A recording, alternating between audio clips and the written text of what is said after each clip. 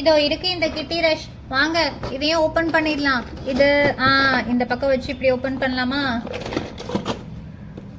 இங்க வாங்க. இது இப்படி செல்லஃபன் டேப் போட்டிருக்கு. இந்த டேப்பை ஃபர்ஸ்ட் நம்ம ஓபன் பண்ணிடலாம். ஓபன் பண்ணிட்டு ஏய் என்னப்பா இது? நம்ம பார்த்த கேம்ல இதுதான் வித்தியாசமா இருக்கு. என்னென்னமோ கொடுத்துருக்காங்களே. என்னது இது? இதுவும் நல்லா இருக்கு. இது கூட ஒரு 3 கேட்டும் கொடுத்துருக்காங்க. வாவ், கேட் இருக்கு, ஃபிளாக் இருக்கு, என்னென்னமோ இருக்கு. சரி வாங்க இதையும் எப்படி ஓபன் பண்றதுன்னு பாத்துடலாம்.